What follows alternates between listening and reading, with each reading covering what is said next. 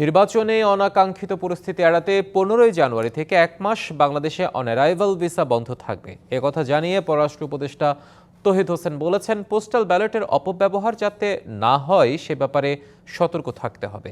চীনের সহায়তায় বাংলাদেশে সামরিক ড্রোন কারখানা স্থাপন নিয়ে অন্য কোনো দেশের সাথে সম্পর্কে প্রভাব পড়বে না বলেও জানান পররাষ্ট্র উপদেষ্টা। বুধবার সাংবাদিকদের মুখোমুখি হয়ে সমসাময়িক বিষয়ে নানা প্রশ্নের উত্তর দেন পররাষ্ট্র উপদেষ্টা তৌহিদ হোসেন।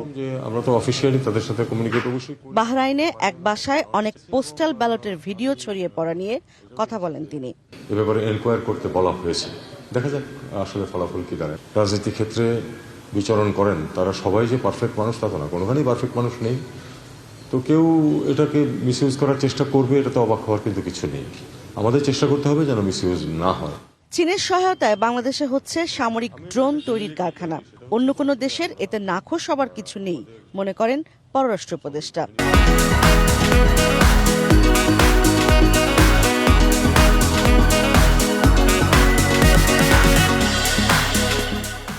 আমাদের সামরিক বাহিনী সমূহের সক্ষমতা তো আমাদের বাড়াতে হবে, কারণ ধরুন এয়ারফোর্সের কথাই ধরুন, আমাদের এয়ারক্রাফটগুলি সবই অত্যন্ত পুরনো, অনেকগুলি সার্ভিসেবল অবস্থায়ও নেই। কাজে আমাদের একটা মিনিমাম কিছু ক্রয় করতে হবে।